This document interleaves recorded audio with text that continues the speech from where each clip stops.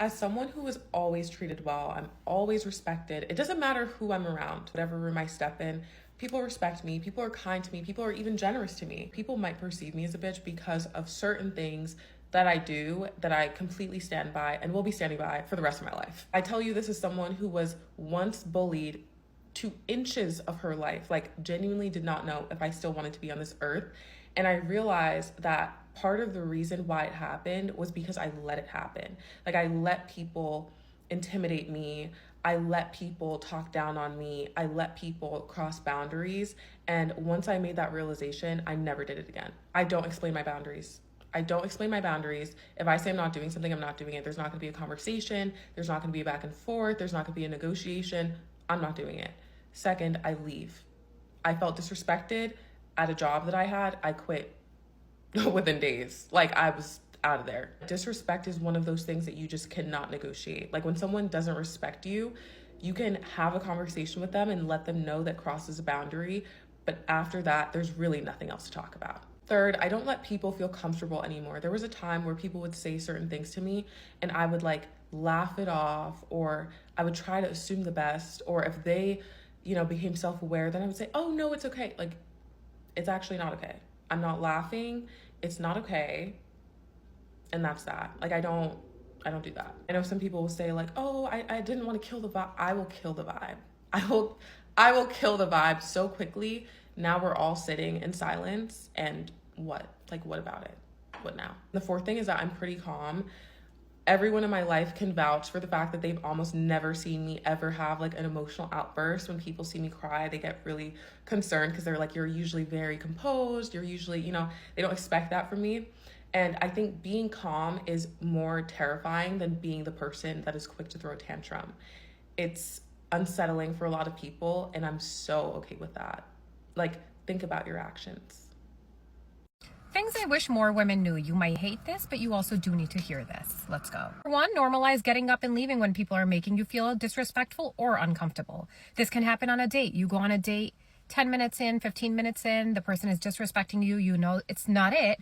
Why are you sitting through the entire date? Literally, get up and leave and don't apologize for it. 2, you want to be treated more feminine, but you keep acting more masculine. What this means is, when you are on a date, do not even pretend to pay. Don't go near your wallet.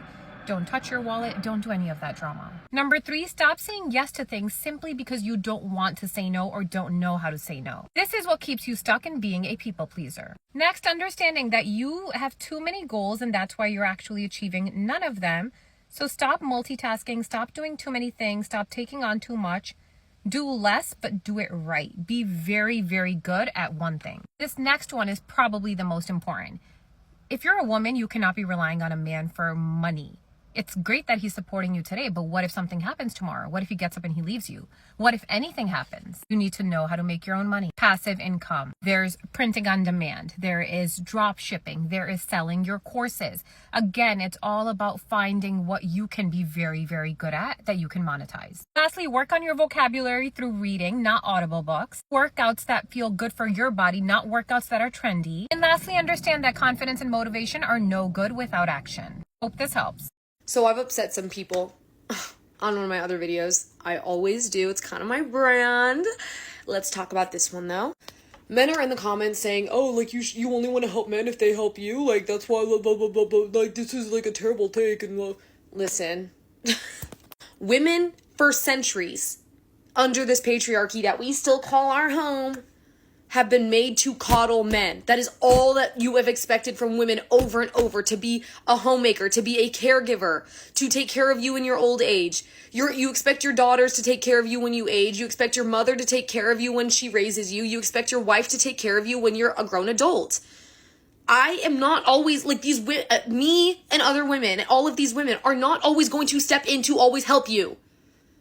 It's exhausting. It is exhausting. And the reason I'm so upset about this is because they're saying this in hypothetical because they're still not helping. I said in the video, I will not talk about men's mental health until I see men en masse talking about women's mental health and women's issues. And they're still not doing it. They're not even acknowledging in the video, like in the comments, she's right about these issues like rape and assault and verbal assault and talking bad about women and the way and like body issues. They still will not acknowledge this is a horrible thing that men are perpetuating on women. They're just saying, but you don't want to take care of us? No, the fuck I do not. I actually do not, and I won't. I won't. And then there's men also that are trying to be like my friend, but like doing the whole like, but this isn't the right way to say it. I don't care, because there's never been a right way to say it for people that don't want to hear it. If you don't want to hear what I'm saying, you're not going to like what I'm saying in any context. I could say it crying. I could say it nicely. I could say it in whatever you want, and you're not going to like it. So I'm going to be mad about it. I'm going to be aggressive about it, because at least it makes you listen. And you're still not going to agree with me. So I'll say it the way I want to. And the way I want to is with rage, because I am mad. I am mad that to this day, women are expected to constantly worry about men's issues and worry about them being lonely and worry about them having problems when they can't even admit that their friends are rapists. Their friends are freaks. Their friends don't know how to talk to women without creeping them out. Women can't walk home alone at night without being scared. Women walk around with weapons on their bodies. So no, I don't care if I offended you. I don't care if you don't agree with me.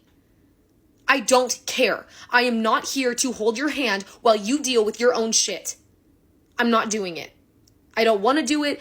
Other women don't want to do it. And I'm sorry if like, I know I'm going to get comments here that I've always gotten. Always the same comments. The ones that are like, oh, another angry woman. Oh, another woman that's just like going to be dying alone with her cats. Great. At least I don't have to be around your fuck ass face. Bye. The strictest girls used to be lover girls. I know this because I was one. You develop a very thick hide when you are in fact a lover girl, because men will see you and immediately prey on you. This is why I'm always saying, you guys think I'm tough. I'm not being tough. I'm being real with you. The men love to come in the comments and be like, who hurt you? What's wrong with you? This is trauma. Sir, you guys caused that trauma. And instead of getting beat down by it, I learned from it. Evolution, bitch. And now they're scared. They're scared because I'm telling you all of their little tricks, all of their little games, why they come back, who they marry, which is usually the person, honestly, that they hate, or they're just there at the time, how rebounds work, how their emotions work, the little ones that they do have, and they are shivering, shaking in their boots. Listen, they say if you're not getting hate, then you're not doing it right. So that's how I know I'm doing something right. I love you guys. Bye. Okay, one thing about me is I cannot be swayed. I cannot be swayed. I cannot be influenced. Call me stubborn. Call me a stubborn Aquarius. Whatever you want to call me. I stand in my truth, and no matter what happens in life, I always stand in my truth. Like, I always stay true to who I am. So nobody can sway me. Nobody can change my mind. Nobody can influence me to do something that I don't want to do. I am very firm in my boundaries, okay? That is how you need to be in dating and relationships, okay? Because people are going to come in, they're going to wear masks, and they're going to try and play in your face. But you need to be firm in your boundaries, okay? Because if not, you find yourself in a danger zone. And when you're in that danger zone, you are easily manipulated. You are easily exploited, okay? This is a dangerous place to be. You do not want to be there. Y'all aren't mean enough to men, and it's really pissing me off. I run a strict program around here, and I encourage you ladies, for your safety, for your mental health, for your happiness, to run a stricter program. I was raised by a single black father who did everything. He combed my hair, he did dance recitals, he taught me how to take care of the lawn, how to change a carburetor, how to change a flat. Growing up, seeing a man being able to do all of these things, when I would pick a partner and I would have a partner that acted like they didn't know how to wash dishes, or they would, treat me like I was the one supposed to cater to them, I thought they were broken men. I thought something was wrong with those men. I was used to my father cooking for me, cleaning for me, doing my laundry, doing all those things. And so when I came across a man that expected those things to be fulfilled by me, a woman, I ran for the hills. No, you're supposed to cater to me. No, you're supposed to cook and clean for me. You're supposed to take care of all the bills, and I'm just supposed to exist and do whatever it is I want to do. What's the problem? What's the problem? And if you run across a man that says that's too much, oh, no problem. I'm not going to argue with you. You're absolutely right.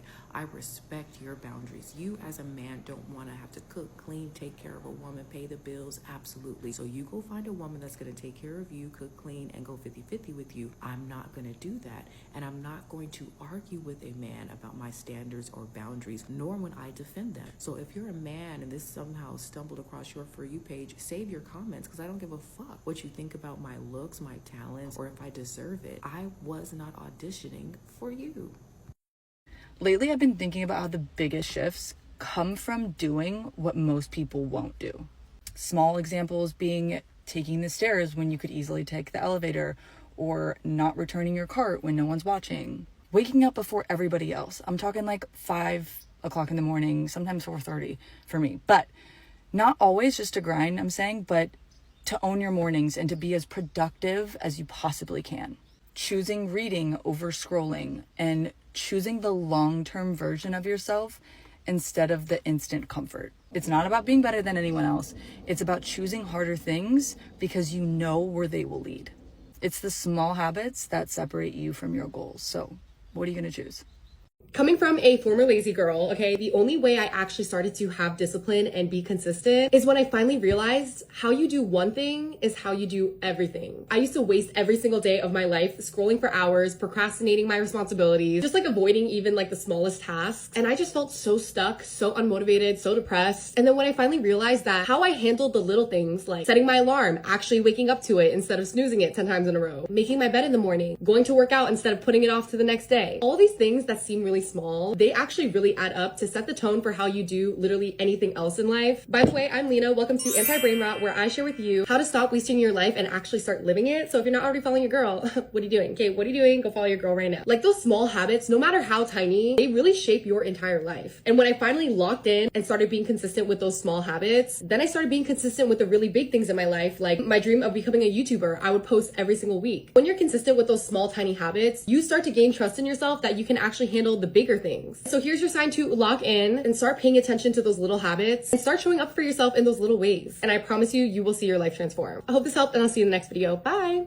I stopped being lazy once I started romanticizing discipline. I think when most people think about discipline, they think of just like hard grind, hustle, like just such a scarcity mindset, honestly, of like, I just have to grind so hard to get this thing because it's so out of reach. And I feel like once I completely flip that on its head and change my mindset around discipline, because when you think of what discipline means, it's honoring what you said that you were going to do. It's really respecting yourself. You said that you're going to wake up at 5 a.m. and work out. You respect yourself enough to do what you said you were going to do versus like, I have to do this thing to hit this goal to whatever. I think there are seasons for that in your life when discipline can be that way, but I do have discipline long term, and for it to be a lifestyle, you need to flip it on its head and view it in a way of gratitude. I'm so grateful that I am the type of person, when I say something, I do it. I am so grateful that I live life to the fullest. I do not take life for granted. I don't just waste away my days. And when I have rest, it's intentional rest, and rest is so important and can be spontaneous and needed and all of those things, but it's not out of being lazy. It's not. It's intentional. Everything in my life is intentional because I value my life and I value the time that I have here on this earth, and I am so grateful for it. So once I viewed it that way, it really became a lifestyle. And it's been 2 years now since I kind of like had my whole like hit the ground, and then I'm like, all right, I don't like this feeling. I don't like how life feels, and I want to switch it up. But something I noticed once I started romanticizing discipline is, because then it obviously became a part of my lifestyle, is the way that people respect me. And I mean, I've been very blessed in this life that I feel like I just have been a well-respected person and all of those things, just naturally because of who I am, my character, blah, blah, blah, blah. But I feel like the level of respect people have for me now, and the respect I have for myself, which is the most important, because like, I mean, people see what they want to see. It's at another level. It's not because of the school I went to. It's not because of my career. It's not because of my part. It's not because of any of the things. It's the fact that, like, wow, she seriously, doesn't matter what day it is, she wakes up and she goes to the gym and she values her education, where she learns about her finances, she learns another language, like whatever she sets her mind to, she does it. And that's not someone that you can really, you bleep that out, like, really. And people treat me that way. People treat me accordingly, because it's just like, without me having to say, oh, don't treat me that way. I would never, well, I don't need to say that. I don't need to say that. It just, my presence demands you be the best version of yourself, because I demand the best version of myself every single day. Not out of scarcity, not out of like, I have to be this thing, or I'm worthless, or like none of those negative things. Out of, I love life. I'm so grateful for life. I live it to the fullest. And I just think that we all should do that. Like, I feel like every interaction we should have with each other is reflective of that. Filled and rooted in gratitude. Next time you are about to break your promise to yourself, just reframe how you think about discipline, and just remember, ultimately, it's respecting yourself.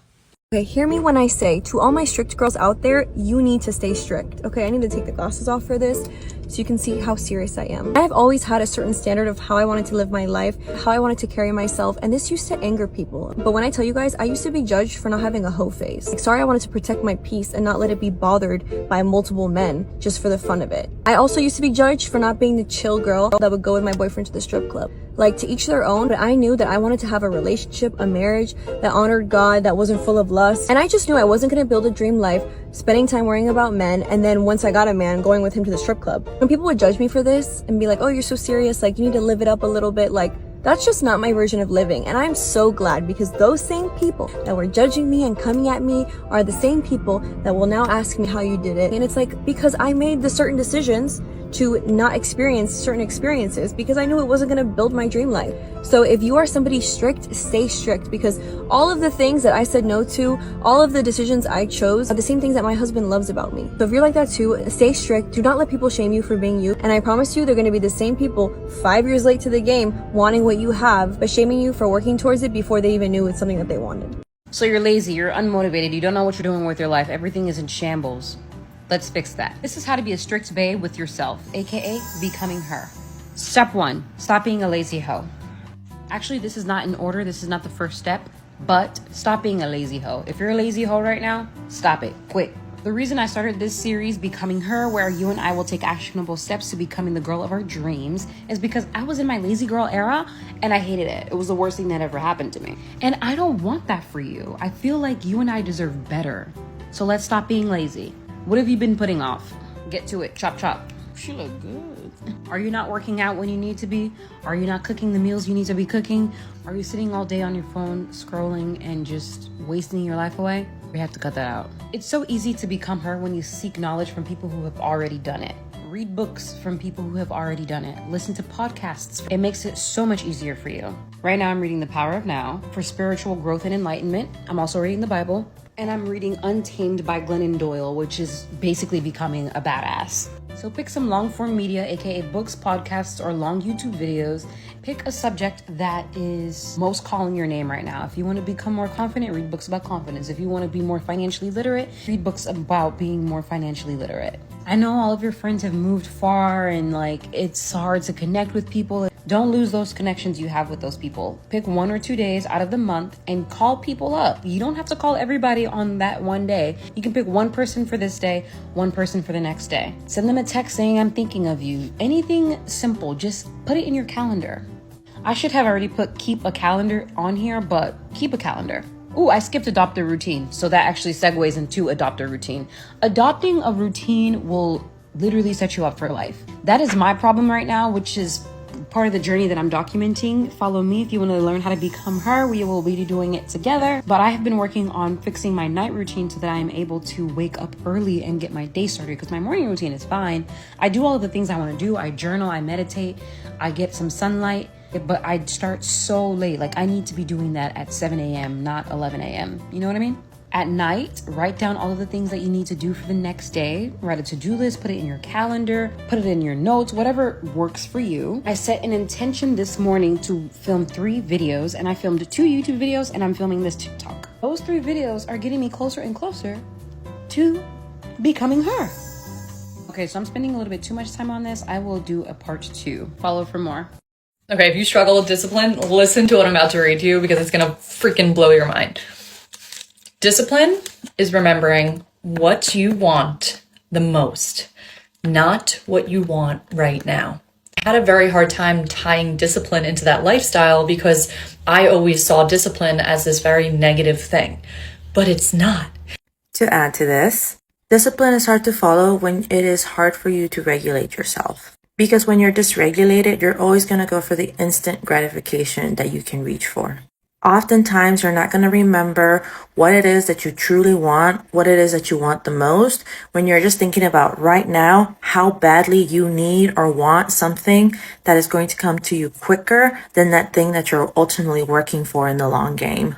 So a lot of times, in order to help cultivate that discipline for you to do the thing that you actually want to do, to get the thing that you actually want and not the thing that you want to get right now, you have to regulate yourself to bring yourself back to a position where you can say, yes, I can hold off on wanting this one thing right now and focus on the thing I actually want to put my energy in. It takes a while to find your thing, but it is possible to do it. The fastest way to change your life is to become inaccessible. I need you to become real picky. Not just about your men, but about your friends, who you're around, the places you go, how long you stay, who you pick the phone up to, who you even look in the eye. I need you to be unreachable for anything, any energy that's going to drain you of your life source. Everyone thinks they don't have choice in this life, but you do. You can decide to be intentional about the choices that you make for yourself from this moment forward. Because the version of you that has it all, she's not available for BS. She's not everywhere with everyone saying yes to everything. I promise you that. Even the conversations you engage in, even the thoughts that you entertain shape your reality. So I need you to get real clear about what you're not going to tolerate this season. I want you to get clear about what you're going to say yes to and what is a hard no. There's no ums, there's no ahs, there's no I don't knows. Because the version of you that has it all isn't unsure. If it's not a hell yeah, it's a hell no. This is your table. You get to pick who sits there. You get to pick who you entertain. You get to pick where you want to be. And that's something that you are totally in control of. No one can make those choices for you. So just get intentional. If there's one thing you need to learn right now, one thing you need to start doing to become an unfuckable with version of yourself, this is it. If this speaks to you, give me a follow. Share this with other women who need this reminder. Click the link in my bio to go deeper. And let me tell you, this isn't easy. It's probably one of the hardest things you'll ever do in this lifetime. But once you figure it out, you'll be unstoppable. You become magnetic and you seriously become the superhero of your own life. Here's what you have to do. You have to learn how to become completely and utterly non-reactive. You need to take nothing in this life personally. That does not mean you can't have strong opinions. That does not mean you can't have clear values and boundaries. You understand that defensiveness comes from a place of insecurity. And when someone has something to say about you, that's none of your business. Their opinion is not your truth. The second you start taking things personally, you start to get defensive. And you're showing your self-worth isn't solid. Strong, secure people, they know that their value does not come from other people's opinion of them. They hear another person's beliefs and simply say, cool, that's true for you, that's not true for me, and that's okay. They don't need everyone to agree with them, and they don't need validation from other people. When you can do that, when you can let people be who they are without it shaking you, that's when you become untouchable. It's one of the most powerful magnetic energies you can ever step into. Because no one can mess with a woman who does not care about the noise. I'm telling you to practice this. Stop taking things personally. Stop letting other people's opinions rattle you. Stand firm in your truth and watch how your life transforms in ways you never had imagined. Harsh truth, but you need to hear it. This is coming from someone who lacked discipline and self-trust like a year ago. The only reason why you're not disciplined, right? It's not that you're not capable of discipline. It's not that you're lazy. It's not that you're not productive. It's the fact that you don't trust yourself, because discipline comes with self-trust. And if you do not trust yourself on a subconscious level, you're never going to be able to form discipline. Because think about it. In order to gain discipline, discipline is doing the things that you don't want to do and still doing them. Whether it's going to the gym, whether it's, I don't know, I can only think of going to the gym or eating healthy or something. It's doing things that you do not want to do, but you're doing it because you've built a habit with yourself. You've built routine within yourself. This is something that's going to help you. It's going to better you. It's for your own betterment. So you choose to do it. It's a choice to do the things you don't want to do, even though you need to do them. And so if you're someone who has constantly been like, yeah, I'm going to eat better, or I'm going to start going to the gym this week, or I'm going to start getting up earlier, or I'm going to start journaling, I'm going to start meditating, and then you don't follow through with yourself, you're subconsciously telling yourself that if you say that you're going to do something, you're not going to follow through, which means you don't have self-trust with yourself, which means it's going to be harder for you to form discipline because you don't even trust yourself enough to gain discipline in the first place. And it's not hard to break out of. You just have to build small habits and follow through with them.